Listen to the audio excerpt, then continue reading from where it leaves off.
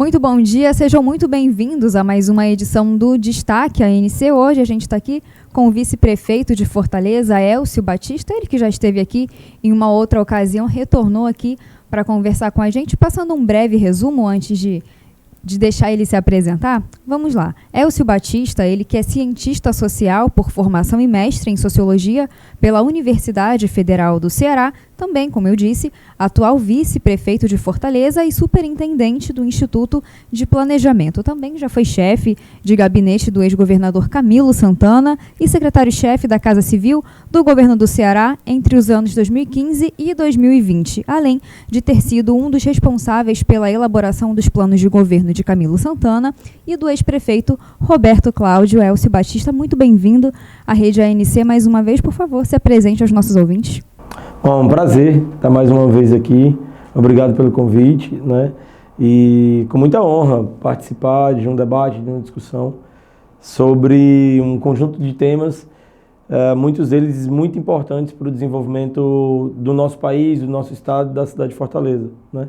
Como você bem demonstrou aí, eu passei ao longo da minha trajetória por muitas experiências políticas que ao longo desse tempo foram fazendo com que eu amadurecesse em termos da construção de políticas públicas, execução de políticas públicas, monitoramento e avaliação dessas políticas públicas, né?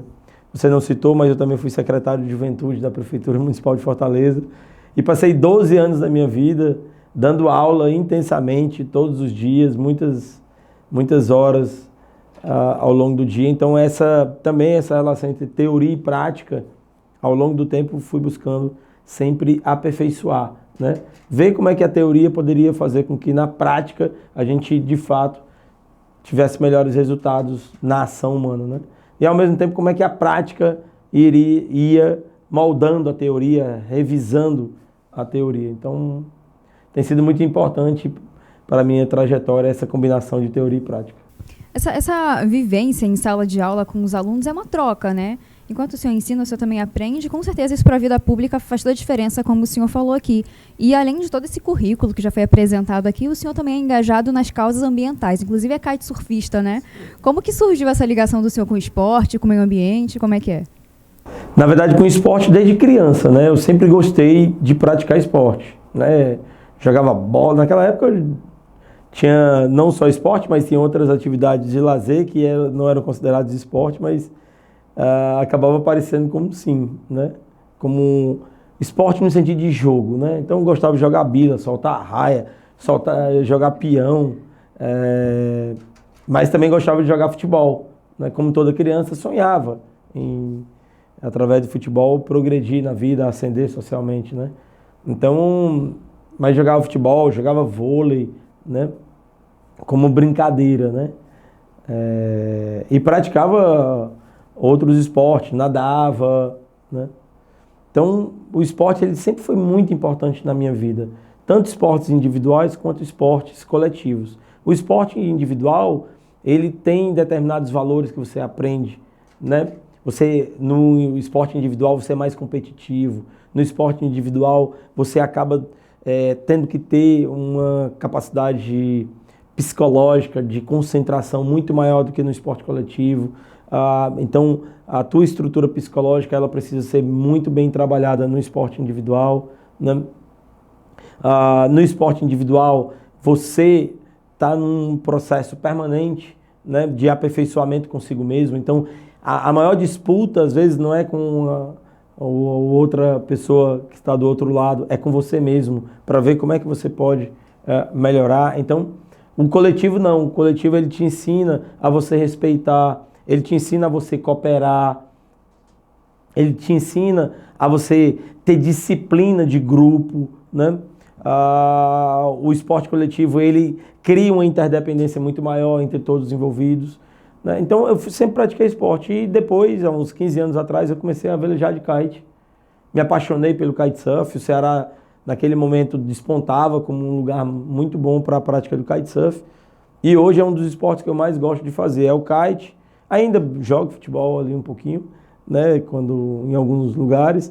E jogar tênis. Também tênis é algo que me motiva bastante. Então, assim, sempre tentando combinar esporte coletivo com esporte individual. E o esporte, ele te ajuda muito, porque tem um conjunto de valores que estão presentes no esporte. Eu fiz durante 5 anos, por exemplo, judô. E foi uma experiência muito rica na minha vida, né? Poder aprender ali a filosofia, um conjunto de valores, disciplina, respeito, né? Integridade, que você precisa ter na sua vida e no esporte, né? Veja o que está acontecendo agora no Brasil. Tem um processo aí de regulamentação dos jogos, né, eletrônicos, né? Justamente por quê? Porque tem muitas denúncias relacionadas com desonestidade, com corrupção, com armação, né, relacionado com esses jogos eletrônicos e pela internet, né? E o que falta aí? Falta integridade. O que falta aí? Falta confiança, que são bases fundamentais da nossa vida. E isso você aprende no esporte. Então, muito bom o senhor falar sobre isso, porque também é um agregador na sua vida pública, né? De se colocar no lugar do outro, de ter mais essa empatia, de saber, olha, essa atitude que eu vou tomar aqui agora não diz respeito só a mim, mas pode impactar no outro também. Isso diz muito respeito a toda uma questão de gestão, como a gente falou aqui. O senhor já teve várias experiências políticas que lidam com o público diariamente. Ainda nesse tocante, recentemente o senhor esteve em Manaus, num seminário com outros gestores públicos, em um evento com foco em sustentabilidade. Eu queria saber como é que foi para o senhor essa experiência de estar lá, isso que é um assunto que tem ganhado muito espaço ultimamente, e se o senhor trouxe alguma ideia para cá, de modo até mesmo a implementar, né, o Fortaleza 2040. Aproveita e explica para a gente também o que é o Fortaleza 2040. Olha só, eu estive em Manaus, né, participando justamente do encontro sobre co-criando cidades sustentáveis, né, ou seja, como é que se dá o processo de criação de cidades sustentáveis hoje no Brasil, e apresentando o caso de Fortaleza. Fortaleza tem uma visão de longo prazo, tem uma ambição de longo prazo, que é o Fortaleza 2040, ou seja, é o nosso plano estratégico para o futuro da cidade de Fortaleza. Esse plano estratégico, chamado Fortaleza 2040, ele também tem uma dimensão que é o Master Plan, que é justamente o plano mestre de desenvolvimento urbano da cidade. No plano mestre você tem as camadas, que você precisa compatibilizar. Eu tenho uma camada aqui que é da infraestrutura, e na infraestrutura eu tenho água e energia. Eu tenho uma camada de políticas públicas básicas, saúde, educação, moradia, assistência social. Eu tenho uma camada que é justamente relacionada com a questão dos recursos hídricos da cidade e digamos, a questão da vegetação, do verde da cidade. Então, essa é uma outra camada muito importante, né? E nós temos uma outra camada que é a econômica, que é o desenvolvimento econômico da cidade. Como é que essa cidade vai se desenvolver economicamente? Então, você tem um conjunto de camadas ali que configuram o plano mestre da cidade, né? E isso tem uma dimensão legal também, que é o plano diretor da cidade de Fortaleza, e o PPA, que é o plano plurianual, a LDO, que é a Lei de Diretrizes Orçamentárias, e a LOA, que é a Lei Orçamentária Anual. Então, a gente precisa integrar todo esse planejamento para encontrar a sustentabilidade. O que é sustentabilidade? É a busca pelo equilíbrio entre economia, sociedade e natureza. O resultado disso tem que ser equilibrado. Se o resultado não é equilibrado, isso significa que você não está sendo sustentável, né? Então, só para dar uma demonstração, quando se aterra uma lagoa, você não está produzindo um equilíbrio entre natureza, sociedade e economia. Ao contrário, né? Quando a gente, por conta de questões relacionadas com a ocupação humana, né? A gente degrada o meio ambiente, também a gente não está sendo sustentável, né? Então, a busca dessa sustentabilidade, ela está no equilíbrio. A natureza, ela é um bem que precisa ser bem explorado. Se é mal explorado, isso vai gerar insustentabilidade. Os seres humanos também, eles precisam ter dignidade, eles precisam garantir seus direitos. O direito à cidade é um direito, portanto, eles precisam ter habitação. Então, eu vou ter que construir habitação.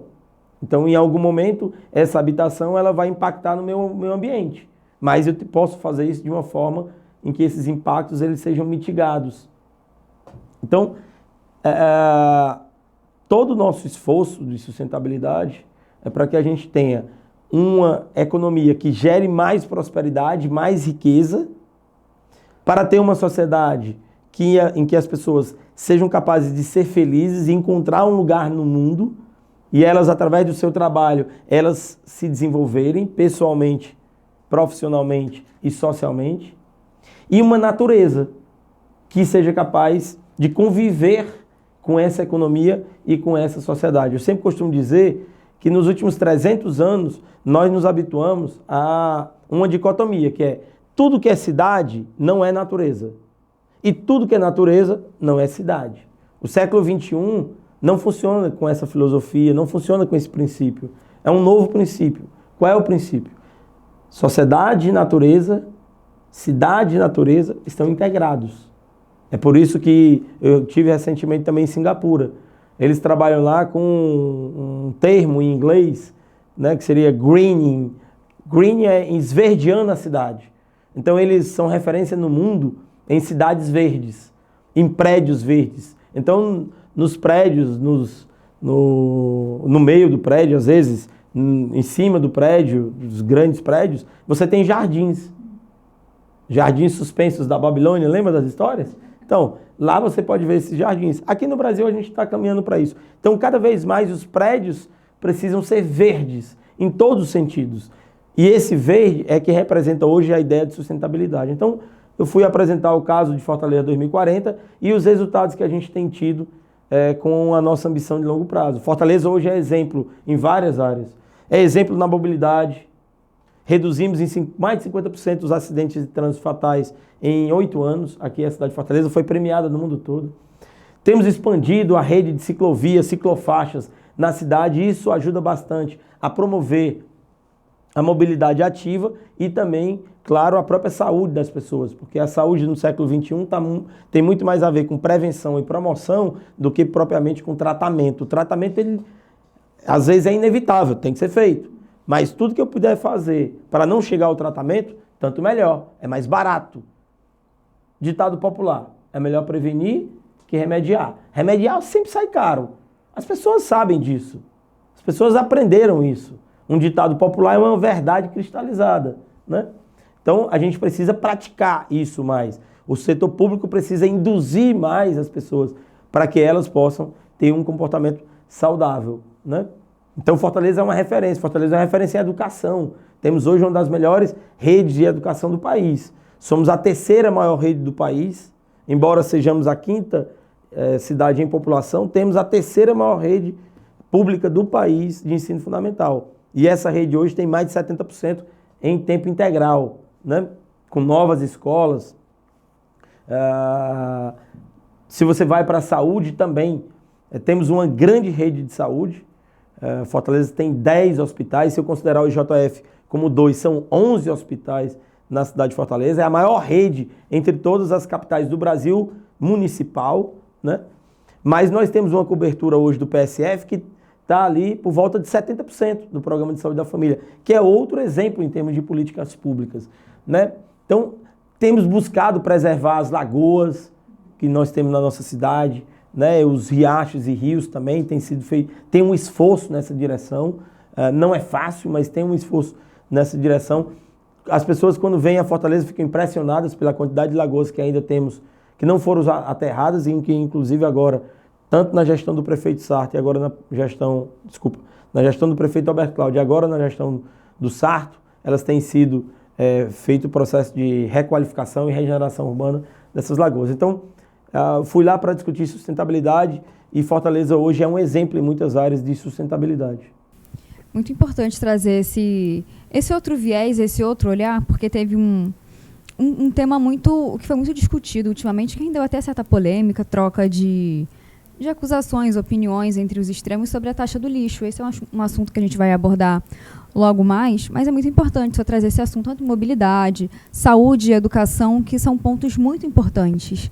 O ponto de resíduos sólidos também nós somos exemplo, né? Somos exemplo não só em termos de política pública com um conjunto de ações, mas também de inovação. O reciclo que começou a funcionar aqui na cidade de Fortaleza, hoje já é um exemplo para o Brasil, já está sendo citado, inclusive fora do Brasil.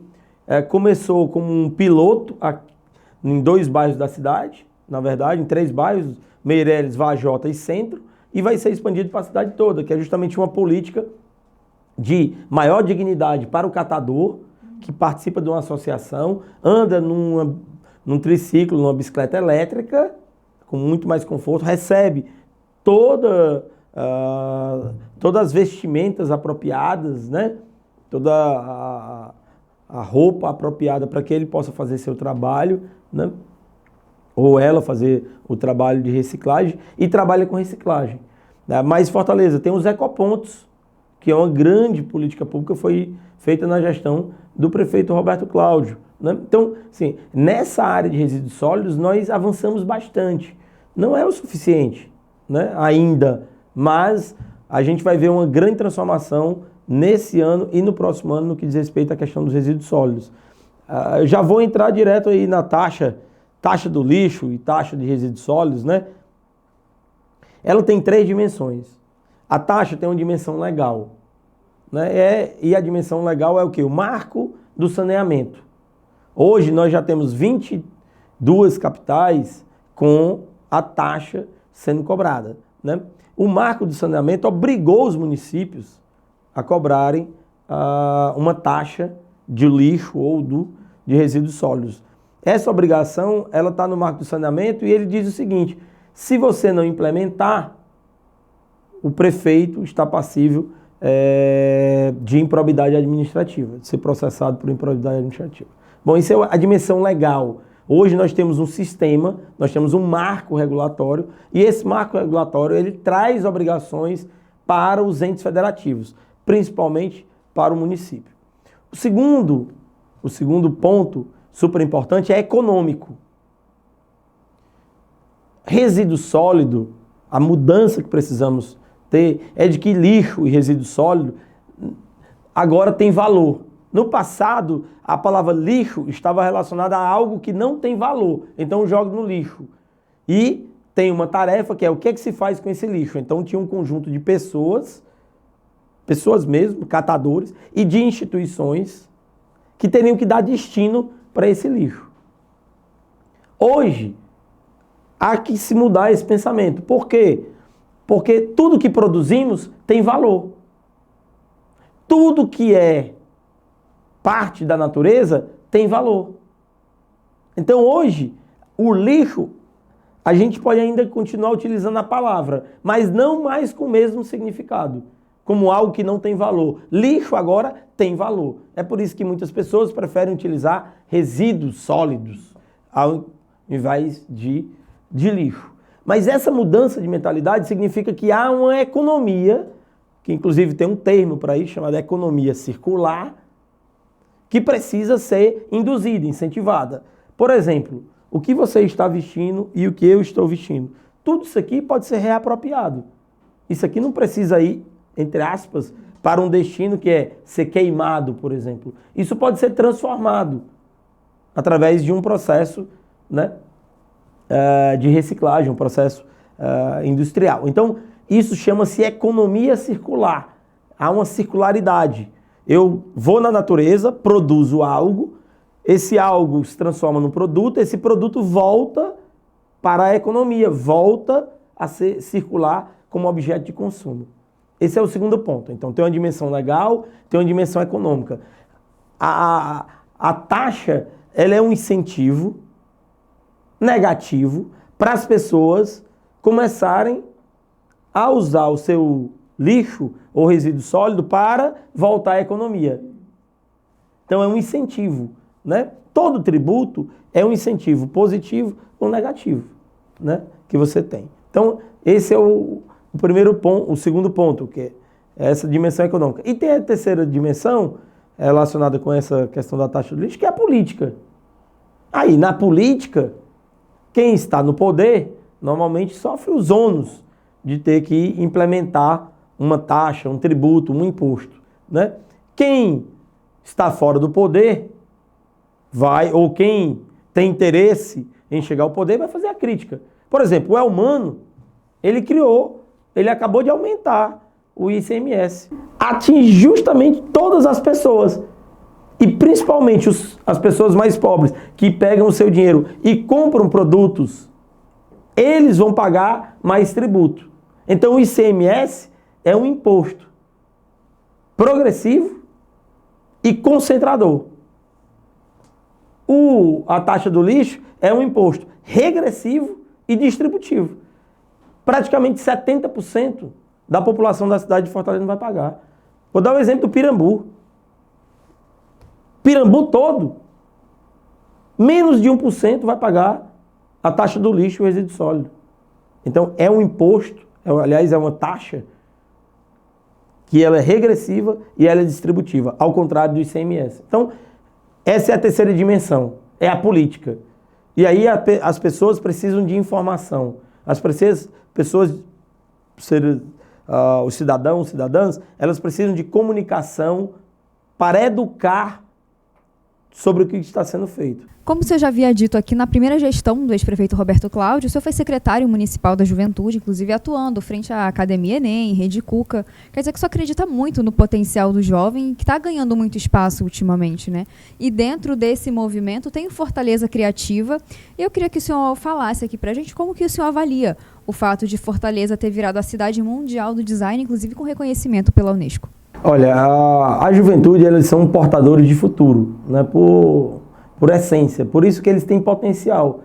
Todo jovem, né, ele tem um potencial enorme, porque se a sociedade oferece formas, meios para ele se desenvolver, muito possivelmente ele vai ser uma pessoa que vai contribuir bastante para o desenvolvimento dessa sociedade. A produtividade que ele vai trazer vai ser maior, os novos conhecimentos, a capacidade desse jovem inovar vai gerar novas oportunidades nessa sociedade.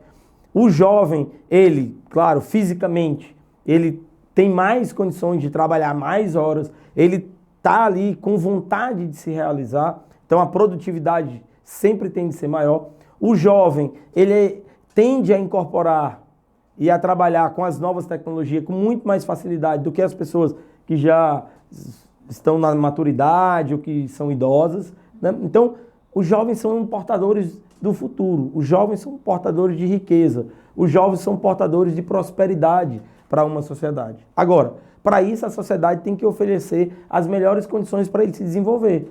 Tem que oferecer uma educação de qualidade, uma saúde de qualidade para eles, oportunidades para que eles possam praticar esportes, ter acesso à cultura, para que eles possam trabalhar com a tecnologia do seu tempo.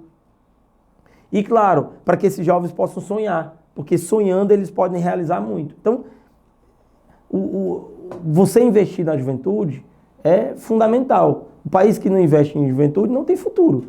Esse é um dos problemas do Brasil. Para isso, você precisa sempre mais, além daquilo que eu falei, você precisa capacitar, qualificar os jovens. Eles precisam saber fazer coisas, né? É como se hoje se fala, você tem as competências, as habilidades e as atitudes. Os jovens precisam ter competências, precisam ter habilidades, que é o saber fazer, e eles precisam ter atitude, que é o saber ser, né? Tem que ter valores. Então, Fortaleza hoje tem, não só de hoje, mas desde 2013, na gestão do prefeito Roberto Cláudio, imprimiu uma velocidade muito grande num planejamento que tinha de juventude, que veio da gestão da Luiziane Lins, lá atrás, quando foi criado o PIPPJ, Programa Integrado de Políticas Públicas de Juventude. E hoje Fortaleza é a cidade que mais investe em juventude. O prefeito Sarr tem priorizado a juventude aqui. E Fortaleza precisa desenvolver uma economia criativa.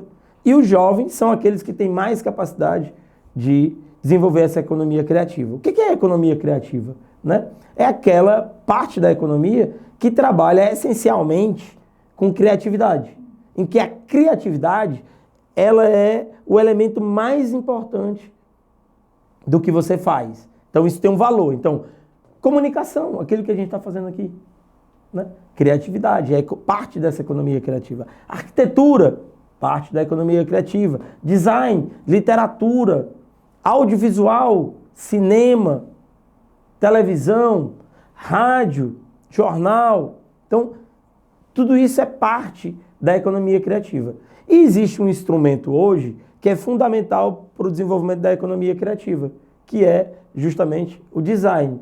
Essa palavra que nós não traduzimos para o português normalmente, né, design, mas é utilizada mesmo no contexto de outros países, é utilizada no sentido de projeto. Design é projeto. E o que é projeto? Projeto é quando você incorpora conhecimento no seu fazer. Isso é projeto. Então, isso é design. Quando eu, além do conhecimento prático que eu tenho, eu trago algum conhecimento teórico ou alguma outra referência para utilizar no meu processo de produção. Vou dar um exemplo clássico, talvez, aqui no Ceará. Todo mundo não, mas grande parte das pessoas conhece o Expedito Celeiro, lá de Nova Olinda. O Expedito Celeiro, ele sempre fez um conjunto de trabalhos com couro, certo? Mas se você olhar dos últimos 15 anos para cá, ele começou a incorporar alguns conhecimentos. De tantas as pessoas irem lá e pedir para ele fazer as coisas e às vezes dizerem, essa cor combina mais com essa e não com essa, ele começou a incorporar outros conhecimentos, outros elementos. Ele começou no processo mesmo de valorização do trabalho dele, ele começou a perceber que se ele incorporasse outros conhecimentos, outras referências, ele seria ainda mais valorizado. Isso é design. Então, o design, ele agrega valor, ele é um instrumental metodológico para que você agregue valor aos produtos. Então, ele é uma ferramenta que lhe ajuda no processo de criação, design, né? Então, Fortaleza hoje é a cidade mundial do design. E o que nós queremos com isso? Nós queremos que essa base metodológica do design esteja presente no setor público, na educação, saúde, transporte, moradia, habitação, saneamento básico, em todas as áreas, ao mesmo tempo em que você tem também esse mesmo instrumental no setor privado e no terceiro setor. Ou seja, o design como um instrumento para o desenvolvimento social, econômico e natural, né, da natureza numa determinada sociedade. Quando eu estava em Singapura agora, eles há 50 anos atrás, eles começaram a trabalhar com design. E eu fui ver a exposição que foi inaugurada em 2015, né, justamente 50 anos de design em Singapura, né? E o design, eles trabalham lá e você escuta muito eles falarem, tanto no setor público quanto no setor privado, o design como um instrumental metodológico para construir valor para a sociedade, né? Que é o que nós queremos fazer aqui na cidade de Fortaleza nas próximas décadas. Então, e o Fortaleza Cidade Criativa trabalha justamente para desenvolver a economia criativa com base nesse instrumental metodológico que é o design. É muito isso que o senhor falou mesmo, né? É a mudança de visão, é o novo. É isso que o jovem traz, que por muito tempo ficou muito engessado, né? Olha, só tem uma forma de ganhar dinheiro, que é você fazer uma faculdade, você conseguir um trabalho CLT e pronto. A juventude, ela já traz essa outra visão. Não tem como eu trazer uma renda para minha casa com o meu grafite. Tem como eu trazer uma renda para minha casa com o skate que eu gosto, né? Então, quando você passa por um processo de capacitação, qualificação, quando você adquire uma habilidade, se você incorpora a essa habilidade conhecimentos teóricos e um método de trabalho para isso, provavelmente você vai se transformar num empreendedor, né? Seja no empreendedor de si mesmo, né, em que o talento é você mesmo, seja no empreendedor no sentido de você fabricar produtos, e aí você tem design de moda, você tem design de imóveis, você tem aplicação a várias áreas, né? Seja para você trabalhar numa empresa e atrair esses seus conhecimentos, suas habilidades, servirem para aquela empresa ela se posicionar no mercado com produtos de maior valor agregado, né? Então, o design é isso, ele é um bom instrumento para você agregar valor às coisas que você faz, aos objetos que você cria. Bacana, muito bacana é a questão da alternativa, né? Te mostrar outros caminhos além dos convencionais. Agora, Elcio, falando aqui um pouco de política. Eu lembro que na outra oportunidade que o senhor veio aqui, no ano passado, ainda em meio àquela toda aquela campanha política, né, bem no período que estava muito aquela discussão sobre a escolha do PDT entre Isolda e Roberto Cláudio, e eu me lembro que o senhor comentou que o senhor prezava muito pelo partido, pela opinião e pela orientação do partido. E em fevereiro desse ano, o senhor anunciou a sua saída do PSB, inclusive o seu discurso foi muito bonito, né, falando que assim como o senhor chegou com muita felicidade, com muita admiração, assim também o senhor saía, porque já era hora de sair. E logo em seguida o senhor anunciou a sua filiação ao PSDB. Essa movimentação, ela tem alguma pretensão para as eleições municipais do ano que vem? Ou realmente o senhor viu que era hora de sair do PSB para ir para um outro partido com uma outra visão, buscar outras frentes?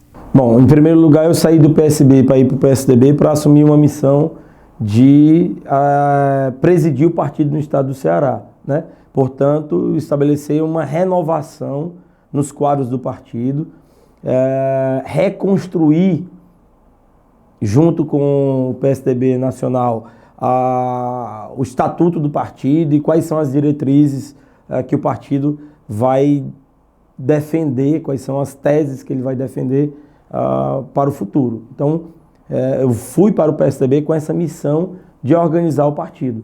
E nesse processo, principalmente, formar, atrair e reter lideranças e, através dessas lideranças, a gente poder ter quadros, tanto para disputar eleições, mas também ter quadros técnicos com capacidade para construir políticas públicas, para executar políticas públicas e para monitorar políticas públicas. Então, esse foi o grande objetivo. Me senti muito honrado com o convite do senador Tasso Gereissati, porque eu e toda a minha geração somos o legado daquilo que foi feito há 36 anos atrás, 40 anos atrás, pela geração do senador Tasso Gereissati. Então, no momento em que ele deixa o Senado Federal, no momento em que ele vai continuar atuante na política, mas não como um político com mandato e também não como uma pessoa presidindo o partido e me entrega essa responsabilidade, eu fiquei muito feliz, porque é um momento em que a gente pode justamente aproveitar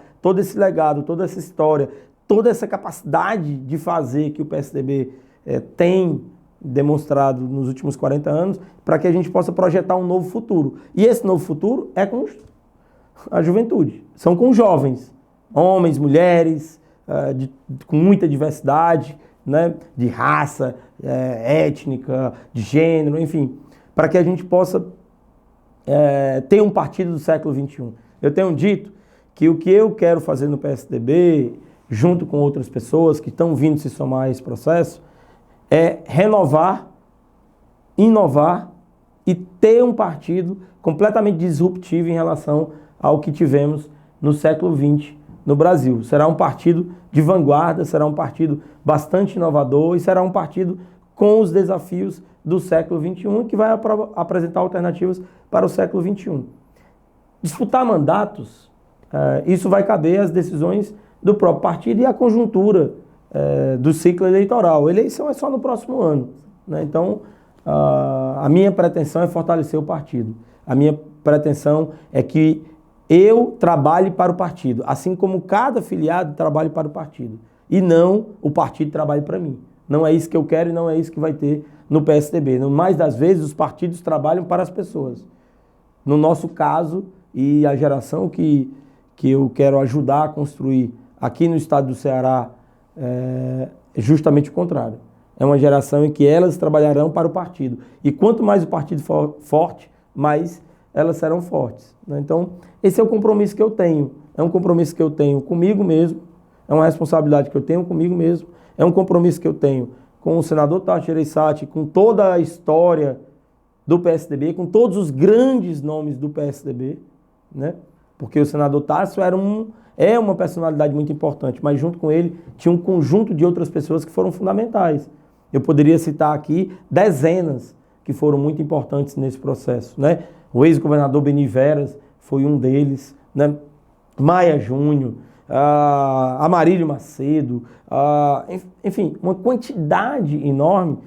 Sempre a gente cita alguns, ficam fora outros, mas eu não posso aqui passar meia hora citando nomes que seriam muito importantes, Sérgio Machado, estou me lembrando agora, mas, enfim, uma quantidade de pessoas que foram fundamentais e que construíram uma história do PSDB. Então, tem um compromisso com ele, tem uma responsabilidade com eles. E tenho, claro, responsabilidade e compromisso com aqueles que estão vindo para o partido porque acreditam no projeto, acreditam naquilo que nós queremos construir. Então, se teremos candidato ou não teremos candidato do PSDB na cidade de Fortaleza, isso é um debate para o próximo ano. O importante é que o partido ele tenha compreensão de que normalmente há duas diretrizes que são básicas, elementares, vamos dizer assim, de qualquer partido, que é a primeira diretriz é disputar a eleição. Porque se ele não disputa a eleição, ele não tem razão de existir. A razão de existir no partido está para disputar a eleição. A segunda, que deriva da primeira, é fazer alianças quando você não tiver a oportunidade de estar à frente do poder. Mas, quando você puder estar do lado de um grupo de outros partidos que tenham um projeto que se identifique com aquilo que você defende. Então, aí você faz aliança. Então, essas são as duas diretrizes básicas do partido. Perfeitamente. E se for de comum acordo entre as lideranças do partido que o senhor concorra a uma prefeitura, o senhor aceitaria o convite? Olha, vai depender muito desse ambiente que a gente vai ter no próximo ano. Eu hoje estou do lado do Sarto, tenho muito orgulho. O Sarto é um grande prefeito, tem feito muitas entregas. Toda gestão passa por dificuldades em determinados momentos, mas tenho certeza que ele, como prefeito, tem uma capacidade de liderança e tem uma capacidade de, no próximo ano, quando a população estiver mais atenta e tiver fazer uma escolha, de que ele vai estar bem posicionado para disputar a reeleição. Reeleição, me fizeram uma pergunta uma vez, dizendo que o Sarto e você têm direito à reeleição. Eu falei, olha, o que existe, na verdade, é uma permissão legal para que você dispute a reeleição. Mas não existe uma obrigação de você disputar a reeleição. Então não existe direito à reeleição. Existe uma permissão legal para que as pessoas possam se candidatar mais uma vez, né? Então, eu acho que no próximo ano, o próprio Sarto já disse isso também, vai ser colocado à mesa uma proposta, um projeto, e esse projeto vai ser avaliado. E todos nós vamos estar lá para discutir esse projeto. Tenho grande admiração pelo Sarto, tenho convicção de que o governo dele é um dos melhores governos que a gente teve na história da cidade de Fortaleza. Agora, o contexto que nós estamos vivendo é completamente diferente do passado. Politicamente é diferente, por quê? Porque antes o governo do estado era alinhado da prefeitura, hoje não é mais. Economicamente, o momento é de crise no mundo todo, é de crise econômica no mundo todo. E isso tem impacto, reverbera também nas cidades. Estamos vivendo a pós-pandemia, que afetou a economia, afetou a educação, a saúde, afetou fisicamente a saúde mental das pessoas. Então, estamos vivendo a pós-pandemia. Estamos numa era de transição tecnológica que impacta as nossas vidas, que gera mais insegurança, que gera medo, que não sabemos o que vai acontecer, se teremos mais emprego ou menos emprego, que tipo de emprego, que tipo de profissional devemos ter. Então, aumentou a insegurança, a incerteza em relação ao futuro, né? E estamos vivendo uma crise climática. O mundo corre o risco. Se a temperatura aumentar acima de 2 graus, não sabemos o que vai acontecer na Terra. Pode, inclusive, levar à extinção da raça humana. Ao mesmo tempo, se não levar à extinção da raça humana, tem os desafios climáticos. Os eventos extremos estão se multiplicando. Chuvas intensas, secas intensas, maremotos, terremotos. Então, tudo isso é o que estamos vivendo agora. Então, é um mundo que está passando por uma grande transformação. E essa transformação, ela é social, ela é econômica, ela é política. Já se encaminhando aqui para o final da nossa entrevista, eu quero de antemão já te agradecer por tudo que foi conversado aqui, tudo que foi esclarecido, e já abro aqui o espaço para o senhor fazer suas considerações finais sobre a nossa entrevista, algum recado para os nossos ouvintes. Pessoal, em primeiro lugar eu quero dizer aqui da minha gratidão, do meu agradecimento em poder participar dessa entrevista. Quero também dizer do compromisso que temos do PSDB em relação ao desenvolvimento urbano sustentável, em relação a toda uma plataforma inovadora, criativa, para que a gente tenha a oportunidade de ter um projeto que apresente outra alternativa em relação ao que está posto hoje no estado do Ceará. Acho que vivemos um final de ciclo que se iniciou lá na década de 80 agora e precisamos ter um novo ciclo, um ciclo de mudanças, um ciclo com grandes transformações, né? E um ciclo que seja, que aponte para o futuro, que tenha na sua essência, no seu DNA, a inovação, a tecnologia e a vanguarda, né? E que não represente o atraso. Eu tenho muito receio de que tanto em nível nacional quanto em nível local a gente caminhe para projetos que sejam acomodados, que não levem a sociedade ao futuro, que não tragam oportunidades para as novas gerações, que não criem as condições para que as novas gerações possam ascender socialmente e, o que é pior, que não gere riqueza suficiente para aumentar o bem-estar como um todo da sociedade, né?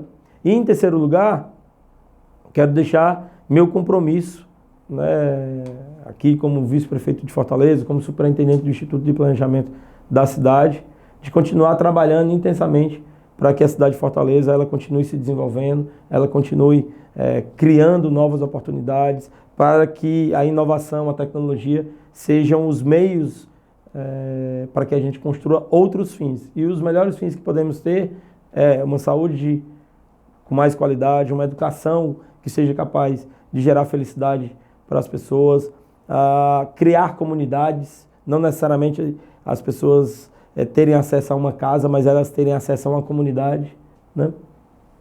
Para que a gente possa ter na cidade de Fortaleza ainda mais instrumentos relacionados com formas de convivência no espaço público, que é outro grande objetivo que a gente tem no Instituto. Então, fica aqui meu agradecimento e toda a minha disposição para colaborar sempre. Elcio, muito obrigada por vir aqui. É um prazer recebê-lo mais uma vez. As portas estão abertas. Muito bom poder ouvir tudo que o senhor falou para a gente. Quanto a você, que nos acompanhou até aqui, muito obrigada também pela sua audiência, pela sua confiança em nosso trabalho. E permaneça ligado aqui nas nossas redes sociais, que sempre tem muito conteúdo bacana voltado para você e para trazer mais informação para você também. Bom dia e a gente se vê. Até mais.